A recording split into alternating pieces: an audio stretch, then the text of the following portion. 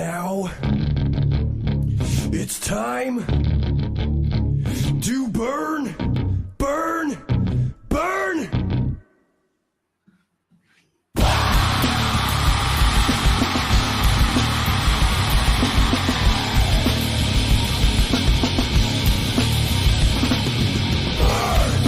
There's no hiding down from your place. See them lying down on the ground. There's no hiding down from.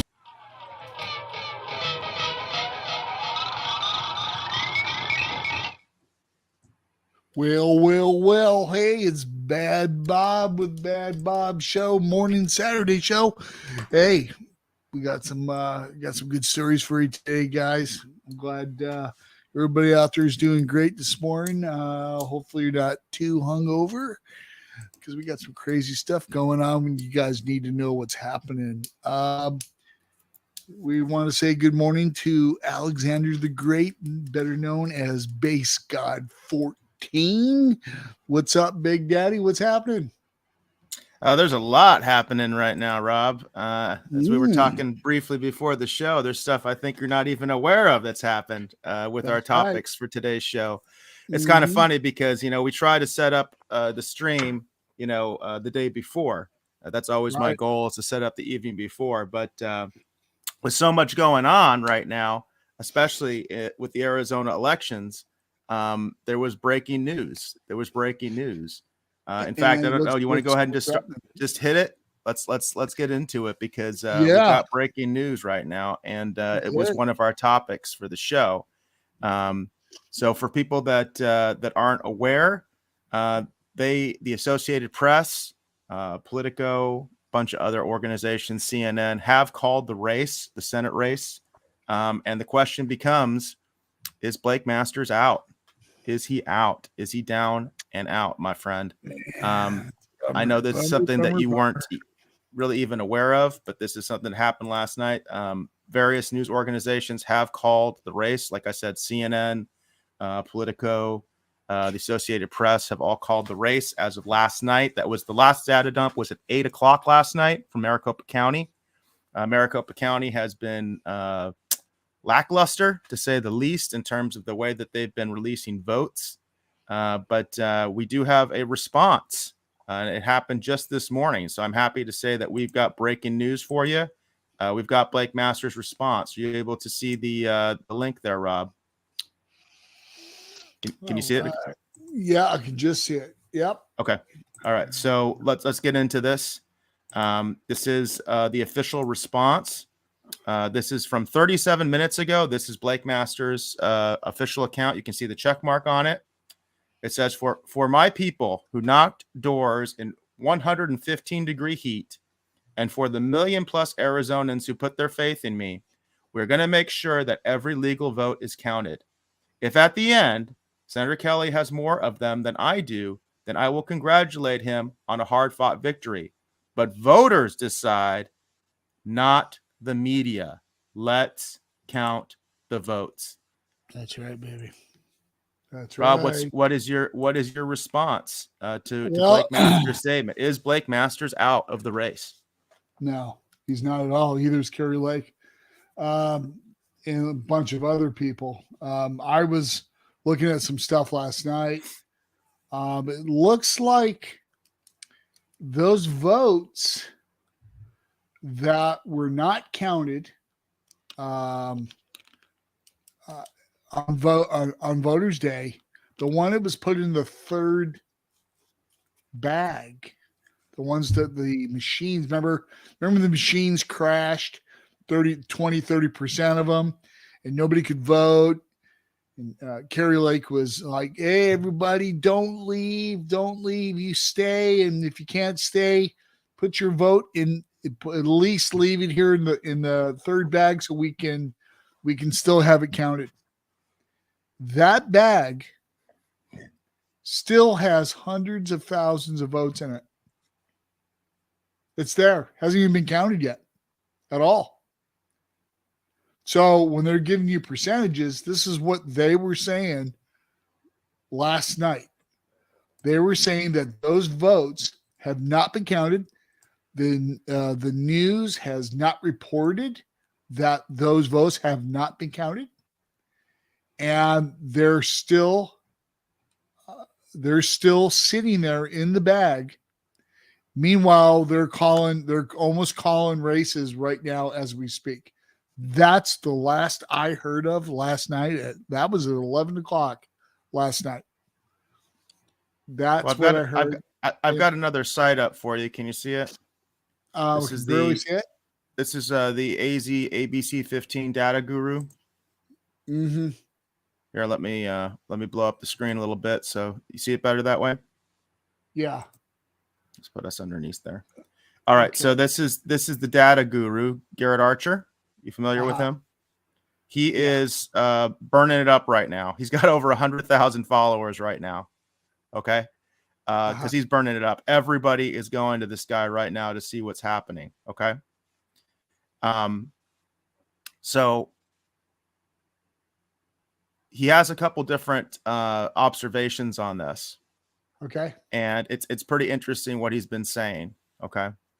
Okay. And right here, this is one that I like. So some person, I don't know who this Melanie is my name. Melanie.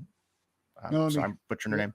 Melanie is my name, says a news organization / pundit calling a race doesn't stop the counting or determine a winner. The state keeps counting and will be the ones to prove if the outside observers called it correctly. And what is the data guru, Garrett Archer's response? This is the way, the famous line from the Mandalorian TV series. So this is the guy that, for me, that I go to for Arizona election data. And this is the guy everybody's going to. Like I said, his Twitter's exploded. He's got over 100,000 followers now. Kari Lake is following him. Blake Masters is following him. Mark Kelly's following him. You know what I mean? Everybody's following this guy. Okay. And that's what he says. So right out of his mouth is we've got to still tabulate these votes. Okay. That's right. There's a lot of weird stuff going on. He does say that there could be some problems because of all the empty votes for the judges, because a lot of people don't vote for the judges, right?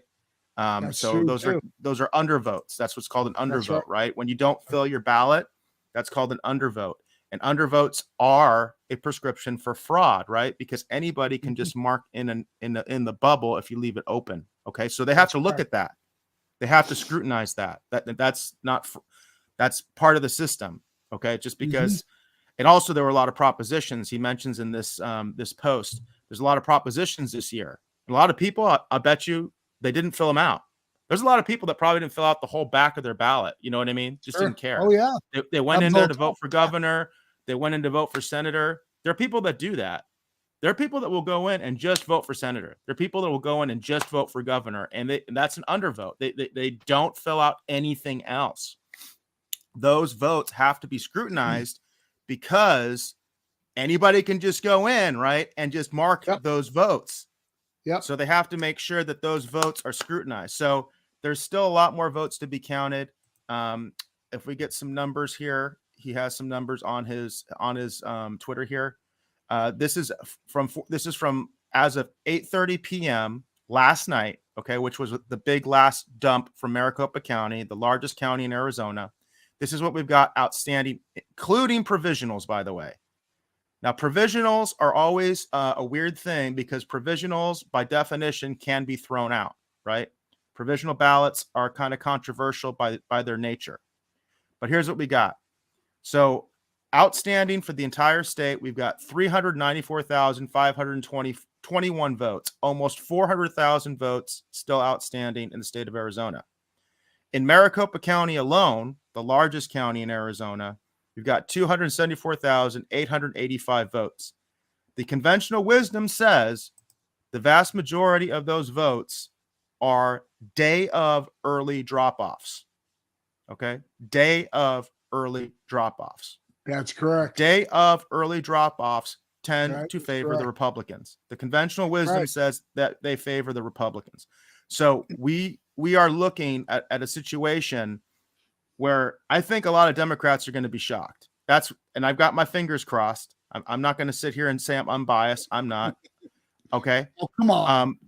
we've got these votes coming in that Yes. could be making a very bad day for the Democrats in Arizona. Now, number 2 is relevant. Okay, we've got Pima County. Okay, now Pima County is solidly Democrat. That is a Republican bastion. That is the county that Tucson's in.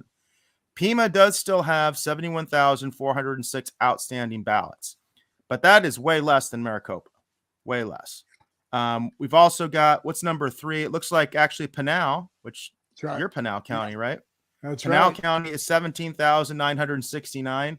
Do you have some insight about that, Rob? You live there. Can you tell the folks, like, Not really. what's your feeling? What's your feeling about how things are going to go with the votes in Pinal?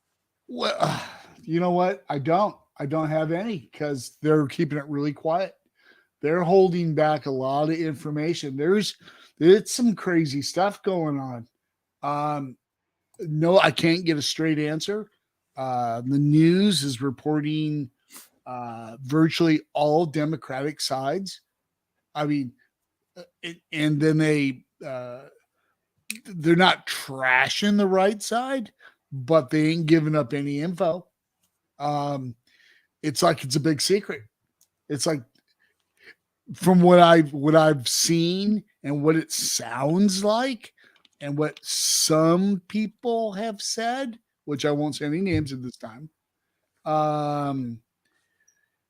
they're saying that, well, again, the votes that were on the actual election day, early that day, that couldn't go through the machines, Pinal, Maricopa, it don't matter who they are, 30% of all of them, all the machines in different counties, it don't matter what counties you're looking at, those votes are sitting there ready to be counted. Nobody's going to count, but this is what they're saying. They're hoping, this is what's being said, they're hoping that they don't have to count. They're hoping that the Republicans are going to just give up and say, okay, I concede, you won, and that's the end of it. And they don't count the votes, and that's the end of it. That's what's happening. That is exactly what is happening. And Kari Lake and Blake Masters behind the scenes, of course, he's a little more bashful than Kari. Kari's right in your chops. She don't even, she just sticks her finger right in you. And that is exactly what is happening. And they're all waiting for all the votes to come in. That's what they're waiting on. And as far as any news for the Republican side, and how, none. But I'll tell you what, this is another thing that's interesting.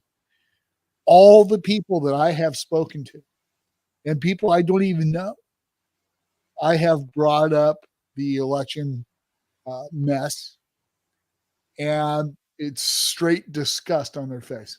Just straight disgust. They just look at me and go, to be honest with you, I don't even want to talk about it. I mean, that's how bad it is. And they go, I sure hope Kari Lake pulls it off. And they said, we can't wait for Trump either. They even said that straight out. Can't wait for Trump.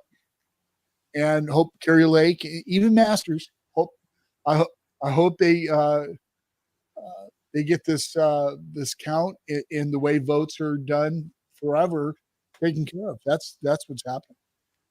Let's you mentioned Kari Lake, so let's talk about this Kari Lake versus Katie Hobbs showdown. That race has not been called. They have not called that, but we should mention they did call the Secretary of State race for Adrian Fontes. And Mark Fitcham, I was on his Twitter, he is not conceding. Like Blake Masters, he is saying, let's count all the votes. That's right. He's saying that media does not determine the results. The people do. The elections department does, right? So these votes have still not been counted. So neither Mark Fitcham in the Secretary of State race nor Blake Masters in the Senate race have conceded at this point. But Kari Lake versus Katie Hobbs has not been called by anybody. Okay. That's right. Nobody's calling that right now. It's still too close to call. So let's look at the numbers. I've got the the Secretary of State's site, which of course is going to have our favorite person, Katie Hobbs, all over it. Sure. But she's a wonderful person, by the way. It is. She's wonderful. She's nice. I like her. She's a really nice person. She's your favorite, right? Yeah, she reminds me of a cheerleader in high school. Well, here we got the breakdown. By the way, here's the numbers as we have them right now. We were just talking about Blake Masters, Mark Kelly. The numbers as they stand right now, Mark Kelly is ahead 51.8% to 46.1%. Mark Kelly is showing 1,128,917 votes to 1,005,001 votes. So Masters has broken the 1 million mark, which is impressive, I think, in any regard. He is facing an incumbent. Mark Kelly is a very strong candidate in the terms of the fact that he's an astronaut, he's a combat vet. His wife survived a political assassination attempt. So Mark Kelly is a strong candidate. And I will say this, regardless of what happens, Blake Masters has had a strong showing against Mark Kelly. Now, in the governor's race, it's much closer. The difference right now is 31,097 votes. Katie Hobbs is leading at 50.7%. Kari Lake at 49.3%. Katie Hobbs showing 1,100,005 votes. Kari Lake right behind her, 1,068,908 votes. We've got 31,000 votes. As we talked about earlier, we've got nearly 400,000 votes outstanding. Kari Lake can totally take this race. And quite frankly, even though I think it's very unlikely, it is mathematically possible that Blake Masters could take Mark Kelly just based on the number of votes outstanding. But the way they're breaking, I'm going to just call it. I do think it's unlikely that Blake Masters will make this up. But I'm just saying it is possible. Yep. Secretary of State race, we've got Adrian Fontes leading Mark Fitcham at 52.8% to 47.2%. He has 1,129,144 votes compared to Mark Fitcham, who's also broken a million, 1,011,019 votes. The separation there is 118,125. So he's in a little bit better shape than Blake Masters. Blake Masters, the gap is over 123,000 votes. Again, mathematically possible. We just went over the numbers. There are almost 400,000 votes still outstanding, but that does look like a very difficult margin to beat. When I look at that number, that's a lot. Look at the numbers. Look at the numbers on Fontes to Fitcham, and look at the numbers. Where am I at here? Scroll down a little bit. Where's it at? Those are all the state offices. We've got superintendent, go back up, state treasurer, attorney general, secretary of state, governor. Go back to Kari. Okay, I've got that up there. Do you see it? Okay, right there. Hold on, right there. Okay, you see the numbers there. So 105. We're just going to say both of them got 1 million. He got 128,000. She's at 5,000, right? Okay. Go down to the move up just a little bit. One click there. Go up. That's all we got. Yeah, not up, down. I'm sorry. Attorney General? Yeah, Attorney General. This is a very close race. Attorney General is only separated by 19,151. That's right. Both of them got it. Abe can definitely still take this race. He's still definitely in it. Right. Both. So if you're looking, he actually has 50,000 more votes than Kari Lake does. You notice that? No. He's got what? He's got about 12,000 less than Kari Lake. So Kari Lake has 100. I'm sorry. Kari Lake has 1,068,906. Abe has 1,055,522. So no, Kari Lake does have more votes than Abe does. Go back up to Kari Lake. You can see her still. She's still in there. 68. Where'd that come from? It was just 5. No, I think you were looking at you were looking at a different one, Rob. I just went over the numbers. Kari Lake has since last night, she's been at 1,068,908 votes.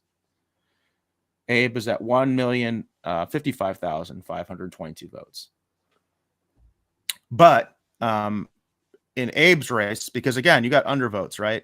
Not everybody who votes for governor cares about the attorney general. Okay, so the separation in Abe's race is less.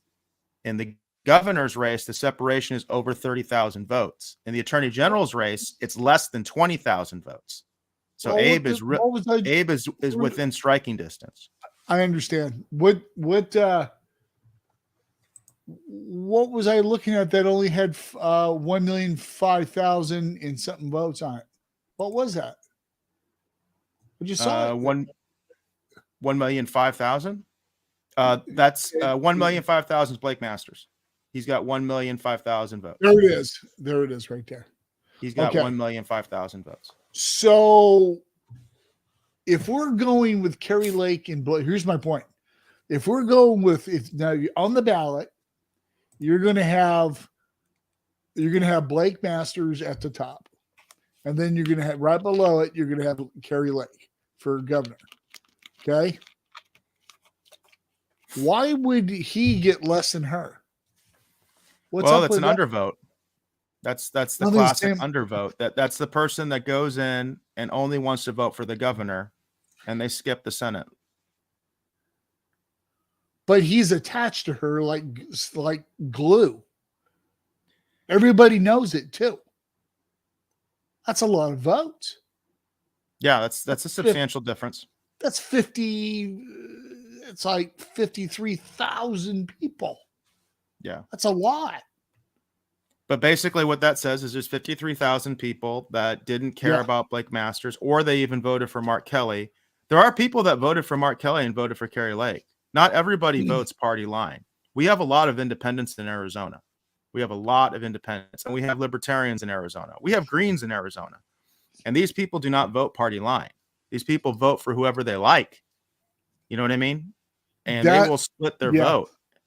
And I will say this, just from me looking at it, Rob, Mark Kelly is a much stronger candidate than Katie Hobbs. You know what I mean? Mark Kelly was an astronaut. Mark Kelly is a combat vet. He's got a lot of goodwill because of his wife, because his wife was, almost murdered, assassinated. So Mark Kelly is a strong candidate in that sense. I hate his voting record. I think he's spineless. I think he's a wimp in the Senate. And I would say it to his face. You know what I mean? Sure. Because we have a Democrat in the Senate who does break from Biden. Sinema breaks from Biden all the time. Okay. And she's a Democrat. I have a lot of respect for her because of that.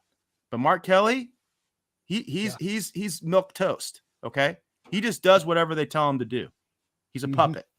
I'd say it right to his face. You know what I mean?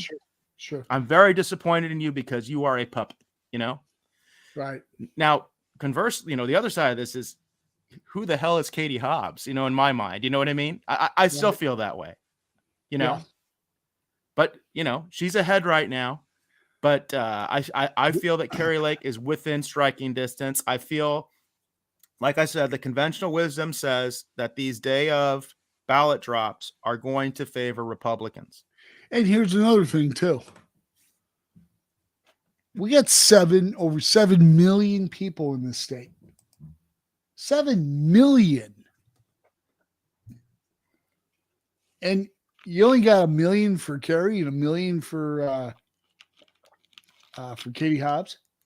The voter turnout was terrible. Voter turnout was what? We actually looked at that earlier. We looked at that on our special. Yeah. It's something like 35%. 30, I think less than 33%. I mean, the voter turnout was terrible this year. Of course, I think I also heard they were also talking about the districting, how they split up the districts. Yeah, the redistricting. Yep, I heard about that too, and that caused a lot of issues. People getting to the boxes, but it still doesn't matter. That many. Oh my God. I mean, that's like that's not even 20. It's like 20%. I will say this. Actually, I read an article earlier. I think it was Rick Scott. I have the article up. I'm not going to share it because I want to keep these numbers up. But it was Rick Scott. He was on Newsmax, the Newsmax article. They were talking about Rick Scott is very disappointed in the Republican turnout, and he is really putting it on Republicans. Like, where the hell were you? You know what I mean? Yeah. And I agree with him. I am very disappointed in my fellow Republicans. I'm a Republican who did not vote.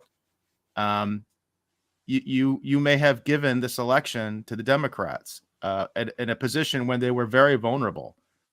Inflation is sky high. Gas prices are sky high. Arizona is actually being hit really hard by gas prices. And I feel it. You know, you and I both have to make long commutes. So we both feel it. And and I hate being on the road, to be honest with you, these days, because the traffic's crazy and everything like that. I've had vehicle problems, you know that. And it's just like it sucks. And to me, the fact that my fellow Republicans wouldn't go out there to get rid of these guys, it's sad. But, you know, I understand it. You know, a lot of people, I think, Rob, the way they feel is that their vote doesn't matter. They feel like no matter who they vote for, these people don't care about them, that they're going to get screwed anyway. You know what I mean? And so they get discouraged and they decide not to vote. That's right. That's right. I did want to look at a few more of these numbers, just because obviously we are in Arizona, and I think that's definitely the focus in the nation right now. Not all eyes. I mean, a lot of eyes are on Nevada right now, and we'll get to Nevada when we talk about the national look. But you know, definitely there's a lot of eyes right now on Arizona. And let me get on the right screen here. Numbers. I like numbers. Yeah. Let's see. I have to get on the right tab. I've got like 100 tabs open, so I got to make sure I find the right one. Okay, so Attorney General, we were talking about that. Less than 20,000 votes. Abe can definitely make this up. This is still in play. Let's talk about the state treasurer a little bit, because this is one that I really wonder about. Okay, she is blowing it out of the park, and you talk about splitting your vote. Okay, Kimberly Yee, the state treasurer of Arizona, is leading her opponent by 225,879 votes. It's a lot. By the way, I want to mention that as I understand it, nobody has called this race. How come they haven't called her race when she's leading by 225,000, but they called Mark Kelly's race when he's leading by 123,000? Riddle me that, Batman. Riddle me that. You know what? I'm not Robin. You have an answer? I can't tell you. I'm not. You know, I don't wear a red cape, but I'll tell you this right now. There's some stuff going on. I know there is. But she's killing it. She was the only one winning when we started last week, when we did our election, our virtual party, which wasn't much of a party, unfortunately, but she was still winning even then. She's been winning the entire time. And as far as I know, nobody has called her race. They're leaving her alone. They're just leaving her alone. That is a good example. I'm glad you brought that up, because that's exactly how it should be. The votes should have been coming in to begin with. I bet you any money, when this is all said and done, that's how it's going to end up in the very end. And but you have to wonder. I'm wondering what's going on there. You know what I mean? She's been killing it the entire time. That's right. And I mean, she's got 55% of the vote. I mean, this is like a landslide. And it's as far as I know, nobody has called this race. It's a magic trick. Not the Associated Press, not Politico, not AZ Central. Nobody's called it. You didn't see the mirrors and the smoke machines go in before the thing started? You didn't see all that? I was watching it from day one. They moved them in right behind the black curtains where you couldn't see them. Yeah. They've been sitting there just like they Just like a couple of years ago when they moved the black curtains across the top of the table and pulled out, 500,000 votes from underneath the table in suitcases. Yeah. There you go. Same thing. I'm sorry. I do want to mention this last race because it actually has been seesaw. Tom Horn has had the lead several times, and it's gone back and forth. It's actually been an exciting race to watch, and it's funny because it's superintendent of public instruction, which is like one of the most boring jobs there is because they're the education person. But this one's been seesawing. So there's only a differentiation of less than 7,000 votes, 6,665. Yep. So Kathy Hoffman she's the incumbent. She is showing ahead at 50.2. But Tom Horn's right behind her at 49.8. Both of them have over 1 million votes, but only separated by less than 6,700 votes. And again, I've been watching this race.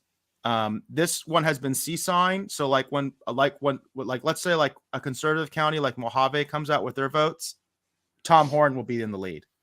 Then like Pima, which is a Democrat county, comes out, and then Hoffman's in the lead.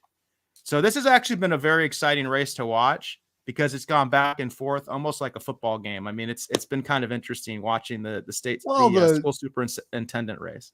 Well, kids, the big problems going on with the schools now. They talk about, it could be race theory to, or whatever it is, right? And they've been teaching our kids the whole time, and all these. The FBI's calling parents, terrorists and all kinds of stuff. And go figure. I mean, you gotta keep the kids in check. How the Dems going to win later on in life if they don't control your kids and control their votes? That's, you might call me a conspiracy theorist, I guess sometimes, but you kind of see the picture after a while. And every time he's ahead, she bounces in front of him. I've watched that 3 times already. And there's too much. The people. Well, I think Horn's going to win. I do think Horn's going to win. What do you think? I think Horn's going to win. In the end, he will. In the end, he will.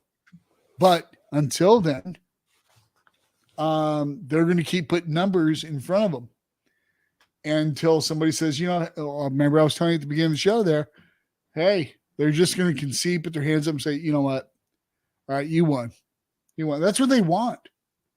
And that's what this whole thing, and suing everybody, taking everybody to court. And it's the only way they can win. It's the way it is, man. I hate to even say half the stuff I'm saying. I probably would have never said this 5 years ago or 8 years ago. I would have never said anything that's coming out of my mouth right now.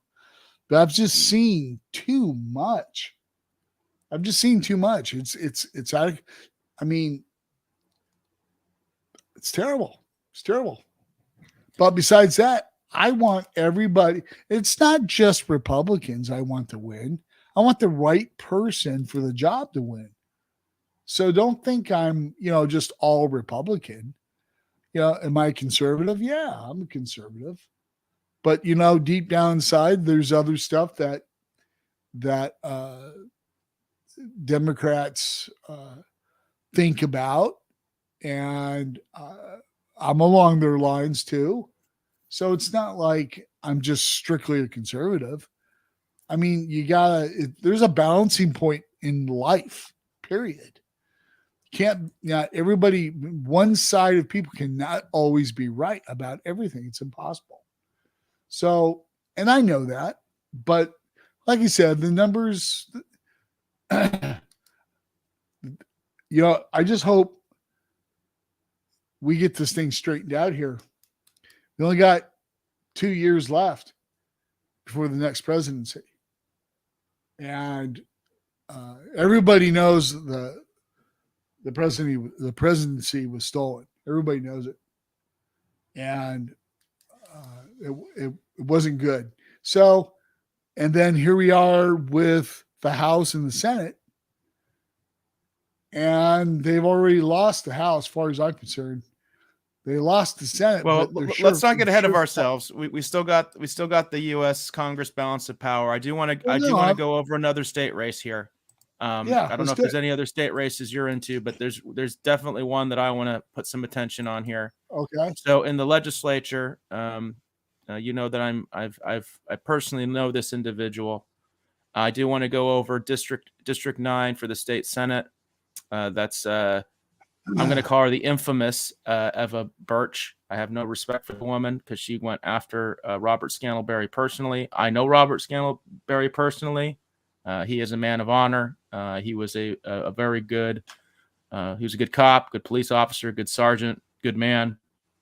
He is trailing in his election. I do not know how many more votes are outstanding because it gets weird when you're talking about the districts, right?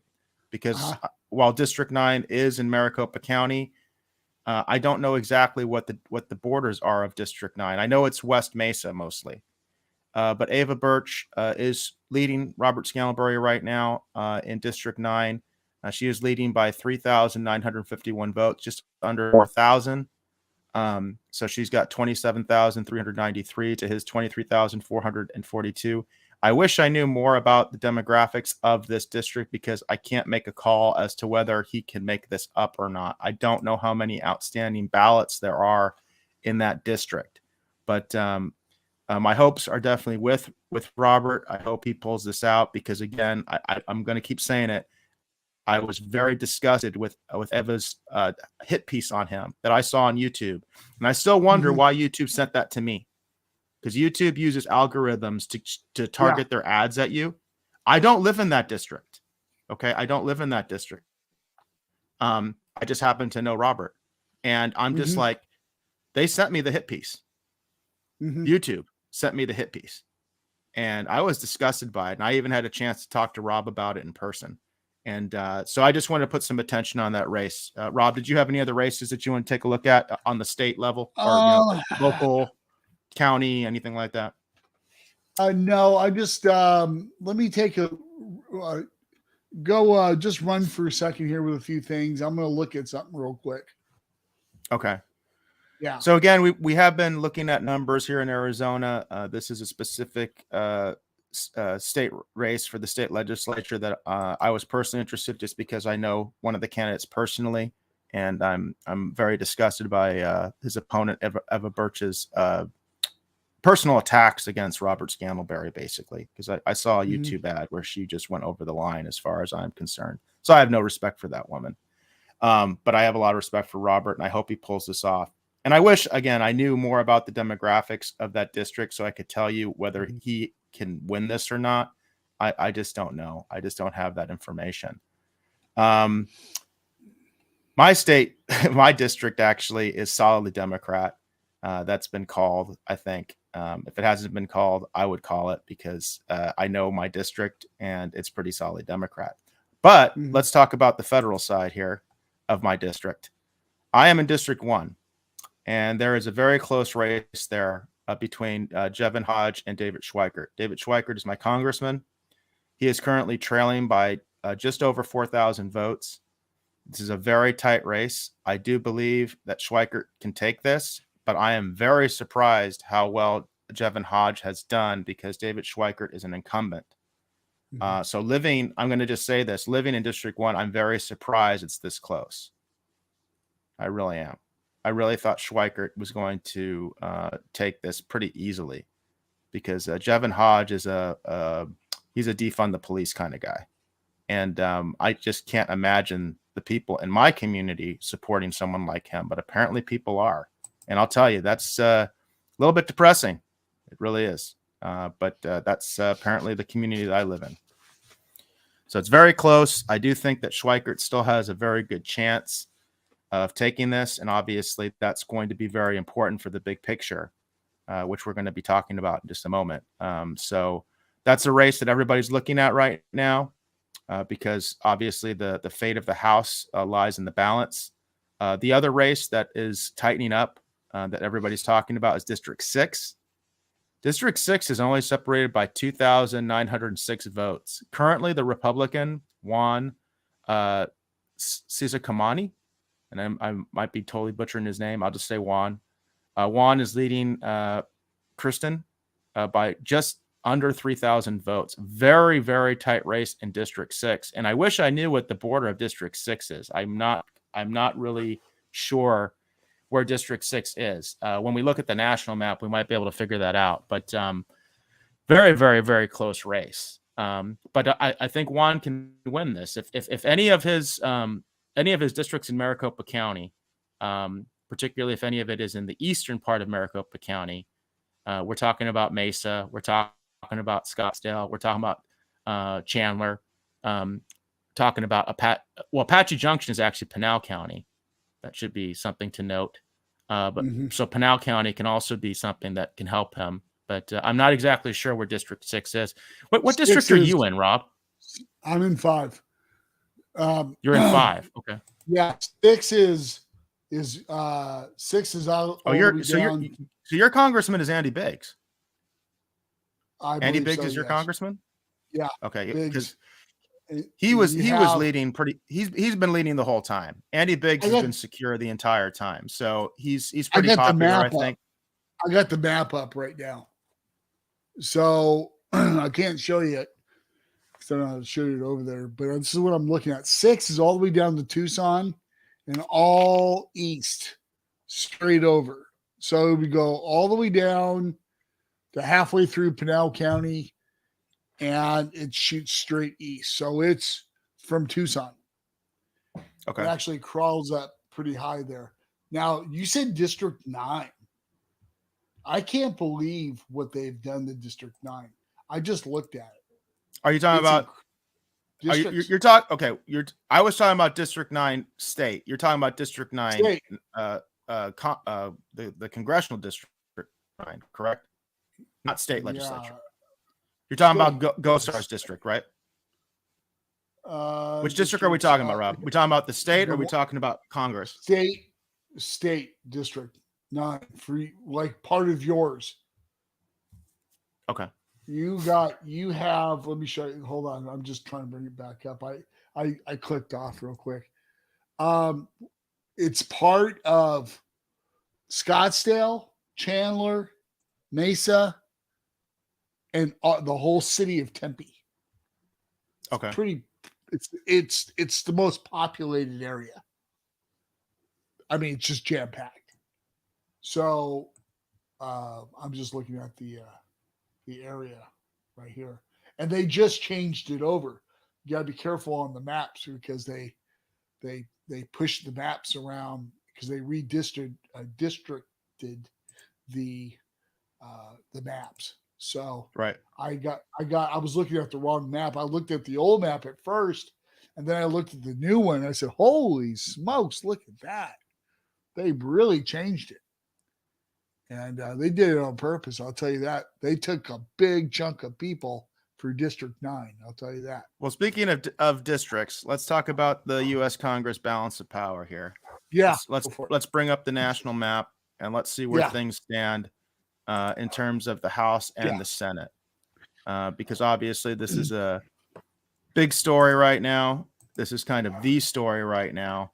Hey, before you get into that, what's going on with the football game? Navy. Oh, okay. So we've got Notre Dame is playing Navy today on Veterans Day weekend. I do want to give a shout out to all the veterans. Happy Veterans Day weekend. So we've got the Navy Notre Dame game going right now. Almost 5 minutes to halftime. Notre Dame is leading 21-13. 21-13. Navy is not very good this year, but this is a rivalry game. This is there's a very, very awesome tradition behind the Notre Dame Navy game. Basically, during World War II, Notre Dame was almost shut down, and Navy actually provided them with some students so that Notre Dame could stay open. And because of that, Notre Dame plays Navy every year. It's a very nice tradition. No matter how bad Navy is right now, it looks like Navy has a 3-6 record. Notre Dame is 6-3, and of course, Notre Dame had a huge victory last week against Clemson, huge upset where they defeated Clemson. So Happy Veterans Day weekend, everybody out there. And you should be checking out the Navy Notre Dame game right now. Show your patriotism and watch one of our academies playing one of the most esteemed college football programs and, the history of college football. And since we are talking about Veterans Day weekend, I am going to put this up real quick. I am going to talk about my favorite veteran just for a second and just remember him. That would be my dad. I just wanted to wish him a happy Veterans Day up there in heaven. My dad has passed, but definitely want to wish him a happy Veterans Day. Yes, sir. Good man. Good man. And your father was also a veteran, so I definitely want to acknowledge that, Robert. Your father was a very good man as well, and also a veteran. That's right. Yeah, that's why our hearts are so big, brother. That's why we're so big. There you go. That's right. So we've got the balance of power here in the U.S. Congress. So let's discuss. Obviously, the Senate is the big thing. This is the Associated Press. This is where I'm getting my information. Associated Press did call Arizona. I think we're fair to say we are not calling Arizona. Correct, Rob? We are advocating that we still count the ballots. But I think at least from my perspective, I don't want to put words in your mouth, but from my perspective, it does look like a very steep hill for Blake to climb. It sure looks like. Okay, so but they did call this. So right now, on the Associated Press site, the balance of power is showing 48 to 47. For people not aware, Georgia has been declared a runoff. There will be no victor in Georgia. By the way, I've talked about this before, and this happened. The Libertarian was a spoiler. The Libertarian got about 2%. In fact, let's look at this. Let's look at this, okay?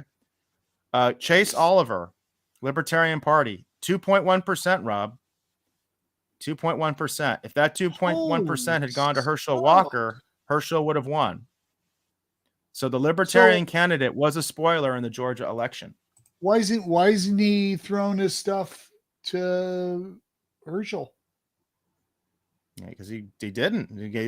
I don't know anything about him. I don't know if they have bad blood, but he stuck to his guns and he did not. The interesting thing is actually, if you look at the I'll bring it up. If you look at Mark Victor, I think actually did similar numbers, even though he left the race. So if we look at Mark Victor here, Mark Victor got 2% as well. Do you see that? And Mark Victor did pull out of the race. Mark Victor, we talked about that. Mark Victor did endorse Blake Masters, but he still got 2% of the vote. So he still got 2%. Mark Victor was 2.1%. And what was the other one? Yeah, Chase Oliver. He was around 2% as well. I'll go right back to that one. Let me just look at that real quick. So I'll go back to showing all the states and back to Georgia. And we can see right here, Chase Oliver, Libertarian candidate, 2.1%. Oh, it just so happens to be 2.1%, huh? Exactly the same as the other one. Well, that's pretty consistent with what the Libertarians get. Libertarians and Greens usually get around 2 or 1% at least. You know what I mean? So okay. Uh-huh. I got some oceanfront property over here in Arizona. Anybody wants to buy it? It's only 2.1%. People do vote Libertarian, Rob. There are people that vote Libertarian. There are people that I've met. I've done events with the Libertarian Party of Arizona, so I know they exist. I know they're out there. They're not made up. They do exist. There are Libertarians. Was it 2.1%? I can't tell you that. I'm just asking. Actually, for a friend. I'm just asking for a friend. Libertarians play spoilers all the time, Robert. That's ever since the Libertarian Party has existed, like 1970s, they've played spoilers in elections and caused runoffs all over the place.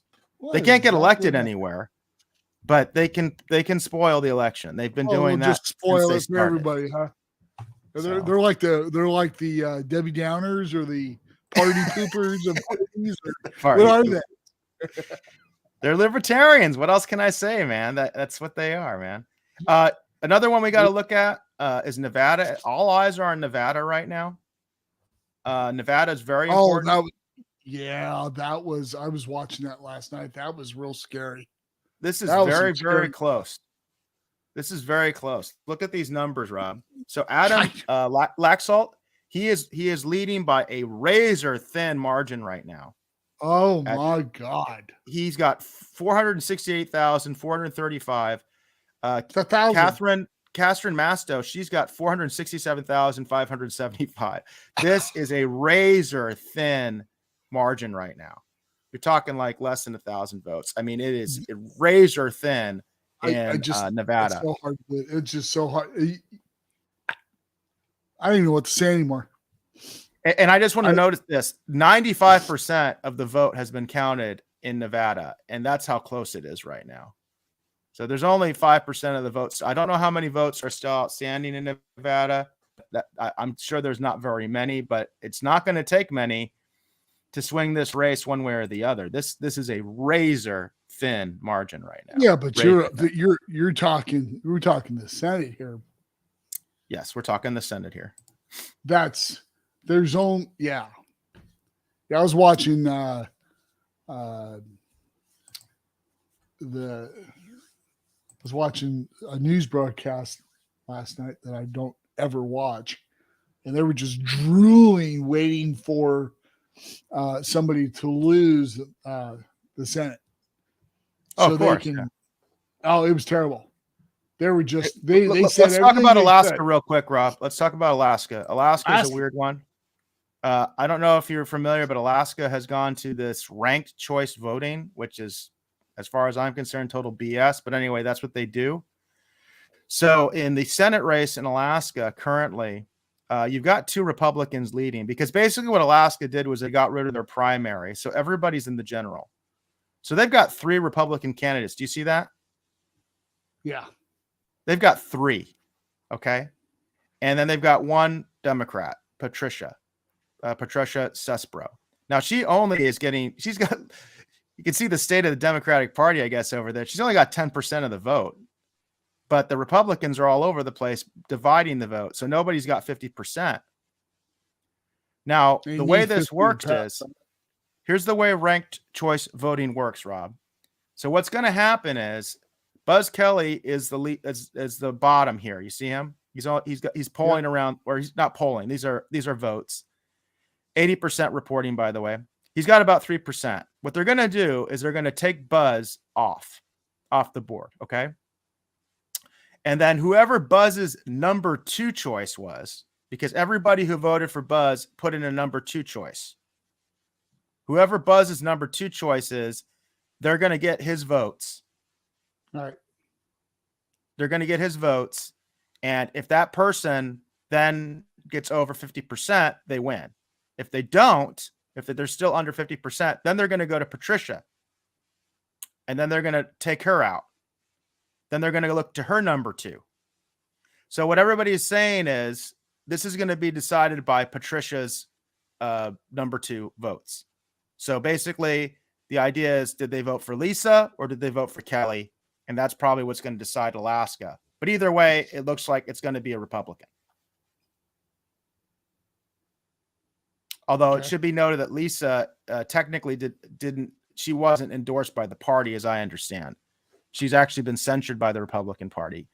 So Kelly was the one that was actually the sort of like the official Republican candidate. But because of this ranked choice voting, which is really weird, I think it's actually kind of BS, to be honest with you. But that's the way they do it in Alaska. That's why Alaska has not been called yet.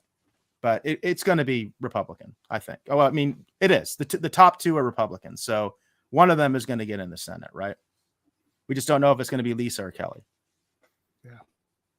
So that's what's going on with Alaska. And then let's go to the House, right? Let's see what's going on in the House. So right now it stands at 211 GOP to 199 Democrat. The GOP has gained 7 seats. And I think they gained almost every single seat in New York. I want to show this story. Let's look at New York. This is a really interesting story, Rob. Look how red New York is. You see that? Yep. It's pretty wild. Look how red New York is. So the Republican Party is going to win 10 seats in New York. I don't know how many seats they had before, but they're going to win 10 seats. They've got one district that's in the pink right now. In other words, Republicans leading, but they haven't called it yet. So they may get 11 seats out of New York. This is a big story that I don't think is getting enough attention. There has been a shift in New York. We did, and you were the one, remember, that brought to my attention how close the governor race was. Yep. And a lot of people are saying that Zelkin, he did this by galvanizing the Republicans in New York. They got a bunch of congressional seats. So there are other places that have flipped Republican, but I think New York is the real story of the Republican Party, and they need to build on this because we need New York to be in play 2 years from now. You know what I mean?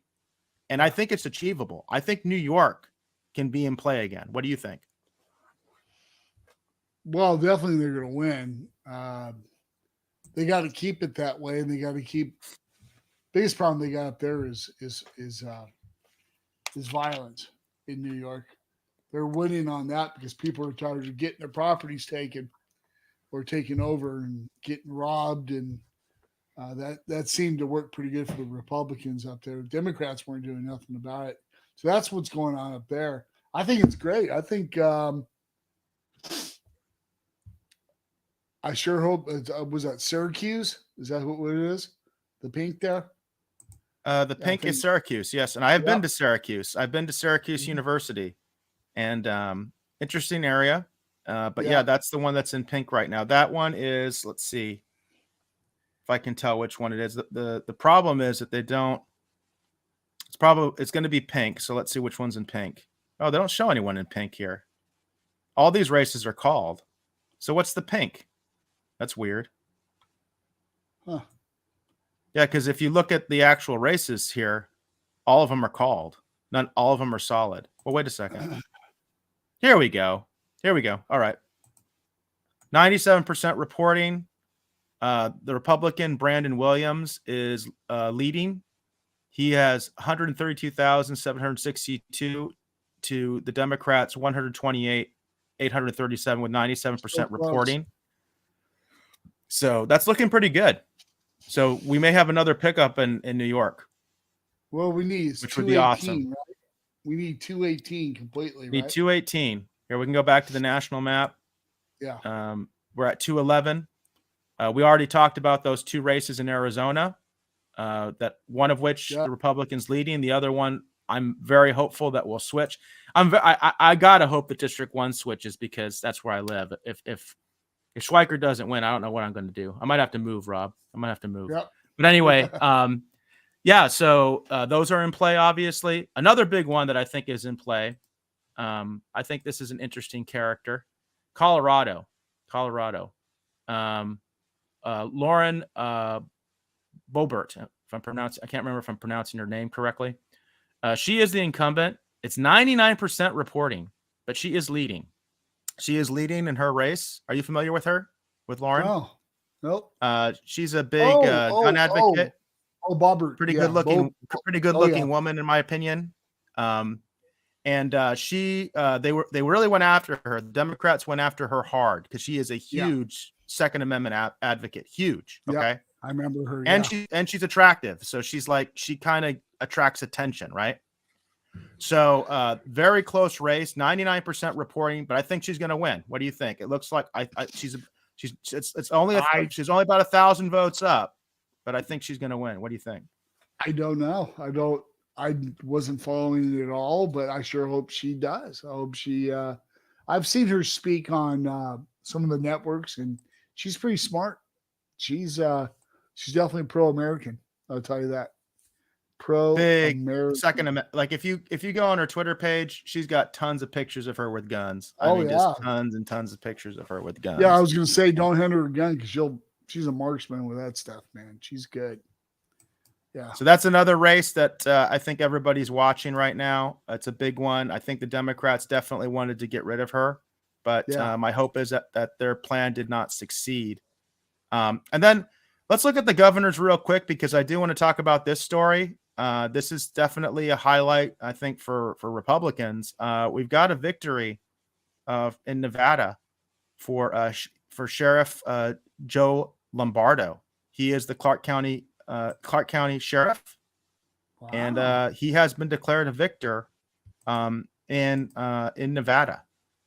He is showing 474,797 votes to the Democrat Stesolak, who is the current governor, as I understand, who has 452,673. Now, one thing I am wondering about is if he needs to get 50%. I don't know the answer to that, but everything I've read says that Joe Lombardo has already been declared the winner, and there is 95% reporting for Nevada, so there aren't that many outstanding votes. But he has been declared the winner, Joe Lombardo in Nevada. Awesome, good job. That's a good job there. That's good. Were there any other races you want to take a look at, Rob? No, I've seen I'm already irritated already, but thank you very much. I appreciate it. Already irritated, huh? I'm irritated. Well, this is the one that everybody's going to be looking at, right? That's right. Right. Kari Lake and Katie Hobbs. We're standing in the cesspool right now. Us. Yep. We're standing here. We know what's up. This is live, man. This is live as it gets. And you guys got to be watching our show, because I'll tell you what, we're showing you the stuff that's happening live. So I sure hope a lot of you guys out there grab it and start looking at this stuff, because later on down the line, we'll be looking back at this stuff going, man, those guys knew what the hell they were talking about the whole time. They did. Bad Do you have Bob any show predictions, knew Rob? what was going on. Got any predictions? Well, I kind of started off this when we first started the show, but I predict there will be mass pissed off people soon. And Kari, that's Kari such Lake, a bold prediction, Rob. Yeah, considering how polarized we are, that's such a bold prediction. They're already mad, but Kari Lake's going to win when all the votes are said and done. They're supposed to be done today's Saturday, so they've had to count 2 million votes, 18 hours a day, times how many people they were using that were paying to count those votes, which they're doing a great job, by the way. They are doing a great job. And we'll give it to them. They are doing a great job. But here's the problem. Like Florida should have been counted the same day. And we're talking since last Tuesday. But did you hear the explanation? Did you hear Bill Gates' explanation of why we're not like Florida? I did, but I kind of tuned out and went to something else. I don't know. I just want to mention it because I did see it, and I didn't even mean to see it. Because I'm kind of sick of him, to be honest with you. But and it's always funny. It's Bill Gates, right? Because everybody thinks Bill Gates, Microsoft. No, Bill Gates, the Maricopa County supervisors. Okay, that's that right. guy. That's right. That Bill Gates. So anyway, this is what he said. Okay, he said the reason we're not like Florida is because we allow day of early drop-offs, and Florida does not. That's his explanation. Good, bad, and different. That's what he said. He said, so the implication would be we should not allow day of early drop-offs. I'm just curious what you think about that. There's no wrong answer here. I'm just curious what you think. Should we maybe get rid of day of early ballot drop-off? It's the so we get our results quicker.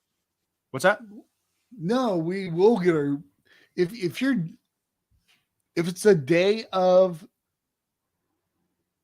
the voting day. But this is early ballots.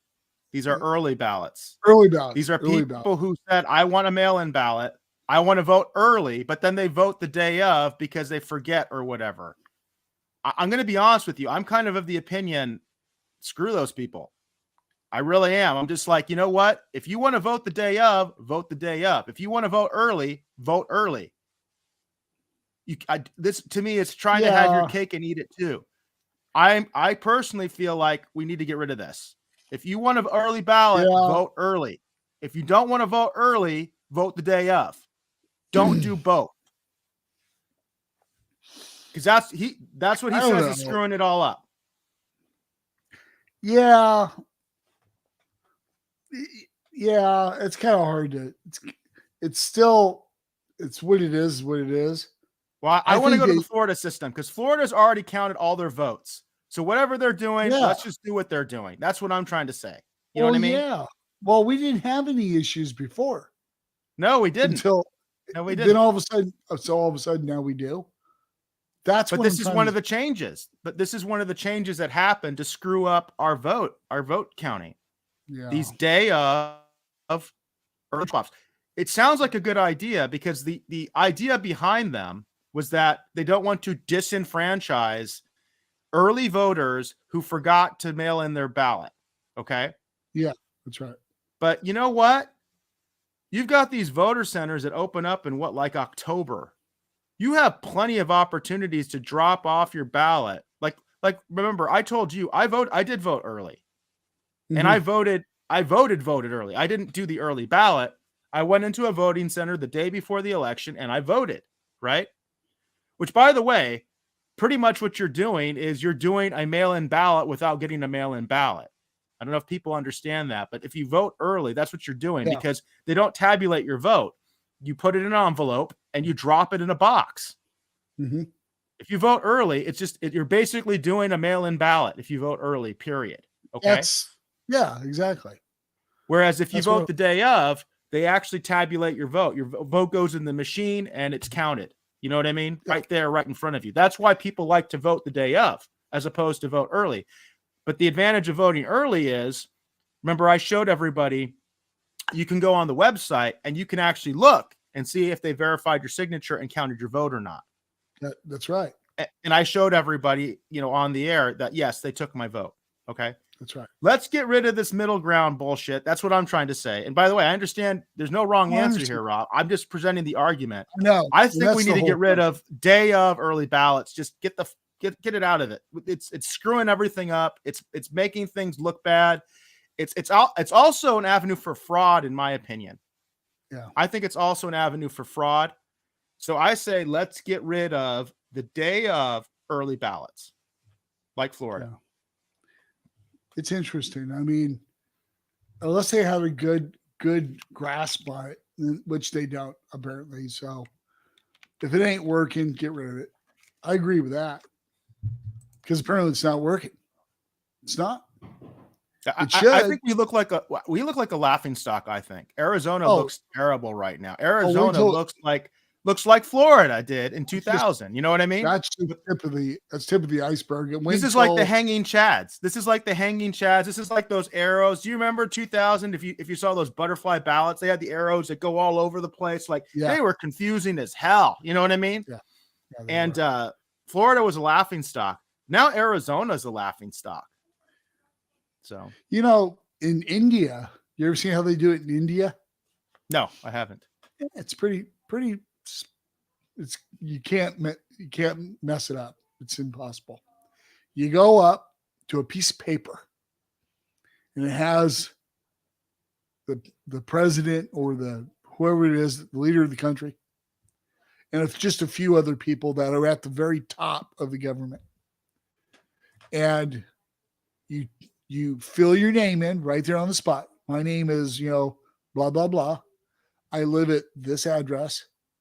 And you take your thumb, you put it on some ink, and you press it on the paper, and you hand it to them.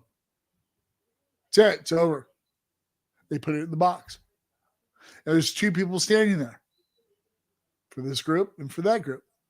And there's two boxes. Did you vote for this guy or did you vote for that guy? Oh, you voted for that guy? Here, put it in that guy's box. Just like that. Blink. Done. No computers, no wireless systems uploading microchips, and they're all standing in line coming in. If you don't do that, they drive up in their car and they do it to you right at your window. There's no way to get around it. And there's no way they got you on the database. So if you try to put in, you can't put in more than one piece of paper. There's not truckloads that come in with different pieces of paper. Each precinct counts how many they have of each box. That's it. And both of them verify it.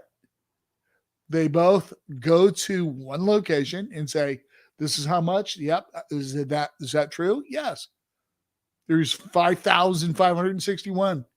Is that true? Yep. Okay. For that district, they write down 5,651. That's it. It's over. There's no computers. None.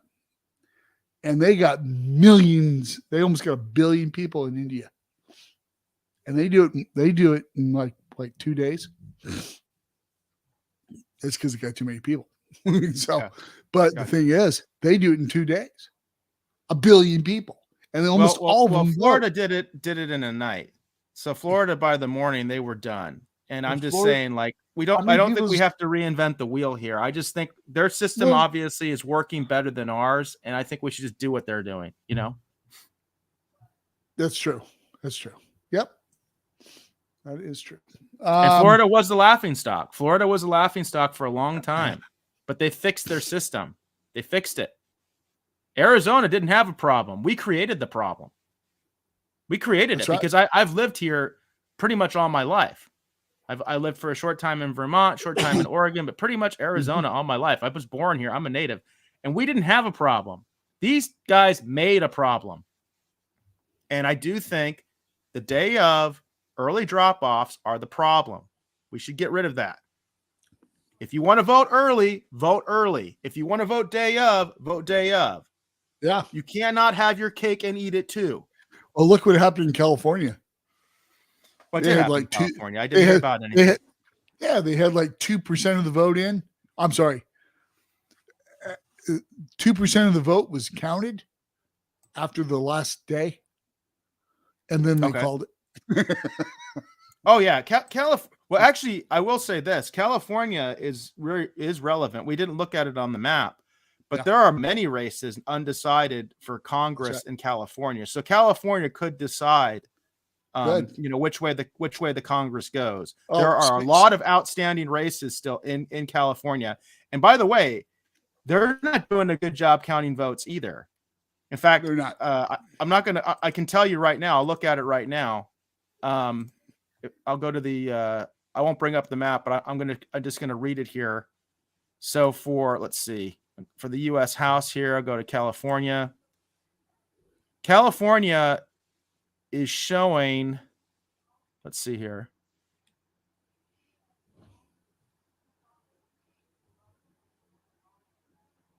It says 37 of 52 seats have been called. So there's still quite a few seats that have not been called. Okay, like 15 seats that have not been called in California. And I'm just going to go like on a pink one. And so, like, okay, District 3, California, the Republican is leading, okay? He's got 53% to 47% over the Democrat. Do you know how much reporting they have? 53%. So California is even worse than Arizona. Sure. 53%. That's pathetic. They're not even talking about it. It's Saturday. The election was Tuesday. In this probably Republican-leaning area, by the way, because the Republicans winning, 53% on Saturday. So California is even more. Well, we know California is more effed up than Arizona, but there you have it in actual numerical terms. California is really screwed up, but they don't care. I mean, they're corrupt as hell in California, right? Speaking of California, I got the surf report for all you surfers out there. Good transition. Good transition. Yeah, baby. Yeah. It's 3. Okay, El Porto, all the way up the coast, down to San Diego. From Malibu, or actually Topanga or Trestles or whatever you want to call it. 3.5 to 5 footers. Good surf. Good cruising day. So all you people out there, oh yeah, there we go. Yeah, that's a 20-footer. So that's Teahupo'o. That's a very, very powerful wave. You do not want to eat crap on that wave right there. You see how thick that lip is, Eric? Yeah, it's pretty big. Now look how thick it is. See how thick that lip is? It's like 5 feet thick.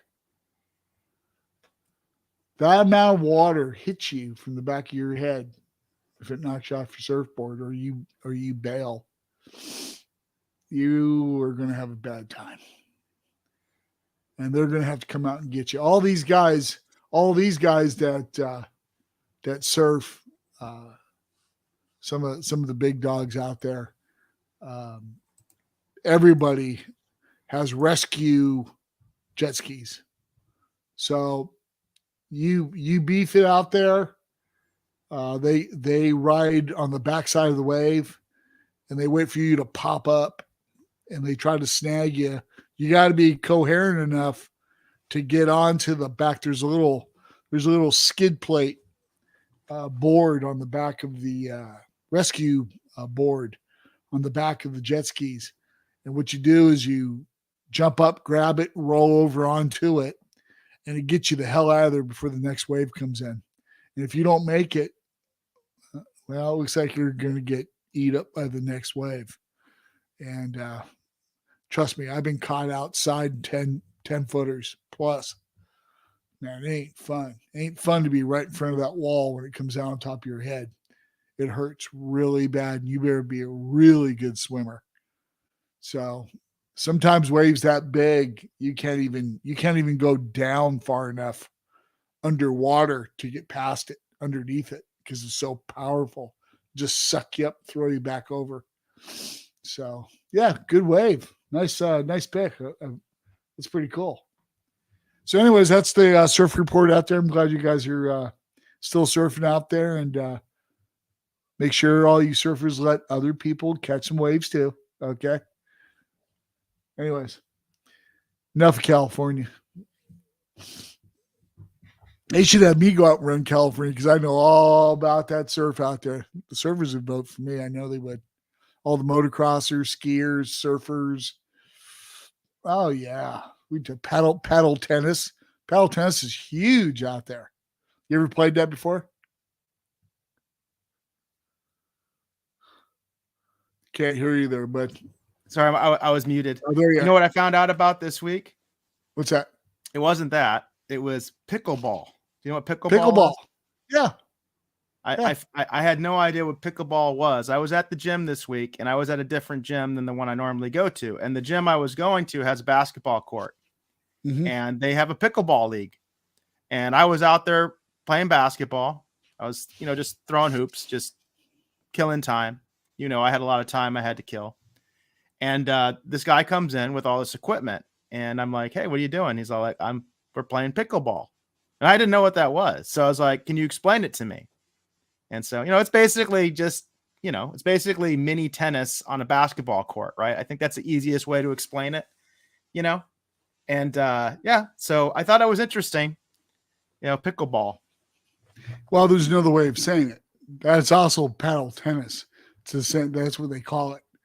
And another way of saying it is it's ping pong on a large scale. Yeah, so that's another way of saying it, yeah. That's right, because when you serve the ball, you have to drop it. You have to drop it on the ground and then hit it. So you still have to teach me golf. We're talking about sports now, and you still have to come out here, especially with the weather being so beautiful. I mean, there's a driving range within walking distance to my house. So, you got to come out here and do that. But also, speaking of sports, I did want to talk about football, college football a little bit before we end the show. I did want to mention the football schedule today. Obviously, we were talking about the Navy Notre Dame game. By the way, update on that. Score is 35-13. Notre Dame is up. It is halftime. So that's where the Notre Dame Navy game is. But there are some really interesting games tonight that I wanted to highlight here. The big one is TCU and Texas. It's going to be on ABC, which means all you need is rabbit ears. So if you got rabbit ears, you can watch this. You don't have to go on ESPN. It's going to be on ABC. So it's going to be, you can watch it for free. This is going to be a big game. 5:30 p.m. Arizona time. I guess that would be 4:30 p.m. Pacific time. TCU, Texas, man. Big game. TCU is ranked number 4. Texas is number 18. TCU, at this point, being ranked number 4, they control their own destiny. If they win out, they're going to be in the playoffs. So this is a big game. And then another one for those of us in Arizona, Arizona UCLA is playing on Fox tonight at 8:30 p.m. So I think that'd be 7:30 p.m. Pacific time, because I think these are listed in local time. But Arizona UCLA, that'll be a late game. Always nice to watch some football at the end of the day. Check it out, So definitely, if you're a U of A fan, UCLA fan, or you're just interested in the Pac-12, or you just want to watch a late game, okay, it's always nice to see a late game. Arizona will be playing UCLA tonight, prime time on the Fox network. Mm-hmm. All right, cool. All right, brother. Well, it's been a pretty good show. We got some of the stuff out there. We got it out. This is a really, just so everybody knows, this is a very passionate thing for me and for my buddy up there and Eric, and or we should say Base God 14, Alexander the Great. We're very passionate about people running our lives, and you should be too. And I'm a little over the edge, but that's okay. It's better to be a little more cautious than not, because I really don't care what people think of me anyways. So that being said, I hope everything turns out good with the elections. I hope we get our economy back soon, because people are hurting really bad. And, we love everybody out there. We want everybody to be safe and prosper and live a good life. So that being said, we are going to see you later. Show